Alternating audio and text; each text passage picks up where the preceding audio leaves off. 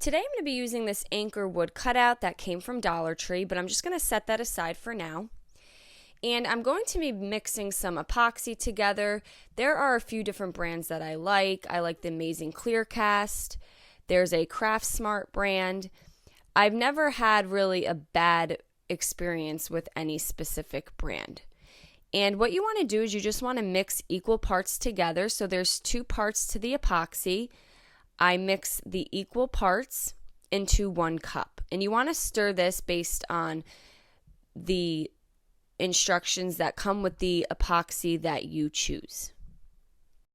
Once it was mixed well, I then just split it up between these 4 cups, and then I left a small amount in my bigger red cup as well. Next, we're going to be using some high flow acrylic paints. And you can get these right from Michael's. The first color here is going to be indigo. My second color is going to be a fluorescent blue. My third color is going to be a powder blue. Now this is just a regular acrylic paint from Craft Smart. And the last medium is not going to be an acrylic paint. It's called Oxide White, and the brand is Mix-All. And you just want to mix everything really well together. If you want something darker, you just add more. Now I went back to the anchor cutout. I just have it raised up off of my surface, and I have a piece of parchment paper underneath. And we are going to be starting with the first mixture we did using the indigo blue. And I'm just going to pour it starting at the top. Now you can really do these sections as wide or big as you want. Every time it's going to come out a little different. There's really no right or wrong way. My second layer is going to be the fluorescent blue. And I'm just pouring the different colors in sections across my anchor. The third color is now the powder blue. You want to take some of the clear epoxy that you had left, and this is going to be a very thin layer, and then you're going to do the oxide white as your last layer.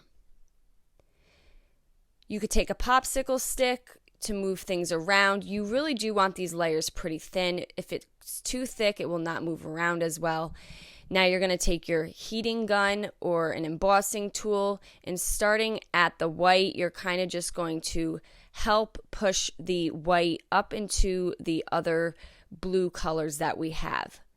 Now, the more you work with this and you place your heating gun on it, the more the epoxy will start to thin out and move. And you can really pour more blue down if you don't like how something is looking, but you really want to try to get some of that oxide white from the bottom to push up through the top. And this is what's going to help create something that looks like waves or the ocean. Now, in the bare piece of wood that I had left, I dumped the rest of the clear epoxy that I had, and I just want to cover that. Now, you could do this technique on a cutting board. You could make a picture. You could really do anything that fits your decor. And then I'm going to take some sand, and I'm going to place that on top of the clear epoxy. And I'm just going to push it into the epoxy. You can also mix the sand right into the epoxy before you dump it. I have done both, and either option works. And then you really just want to leave this alone so that it fully dries at least 24 hours. While that is drying, I'm going to place my blue painter's tape down, and I have some wood cutout letters, and I'm just going to spell out "Hope anchors the soul." Now, I get these small letters from Michael's. Sometimes they have them at Hobby Lobby as well. I'm going to take my Krylon Shortcuts black spray paint, and I'm just going to spray paint all of my words black. And once everything is fully dry, I'm going to glue everything down onto this board that I got from Target. This side is stained, the other side is a whitewash. And I'm just going to place the anchor on an angle. And then I'm going to take my wood letters, and I'm just going to glue them wherever you're happy on the board. And I'm just using some hot glue for that. I had a stencil with this verse on it as well, so I had the Bible verse that I could place at the bottom. And I'm just going to trace the stencil cutout with a pen and then a Sharpie.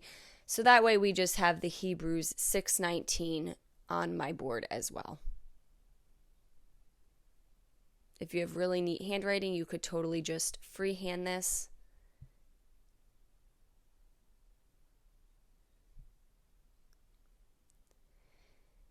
And there we go. Now we just have this very fun epoxy project. I hope you guys enjoyed this video. Paint products, tissue paper transfers, and mesh stencils can all be found on our webpage at chalkitupfancy.com. And don't forget, you can also check out other tutorials over on our webpage as well. Have a great day.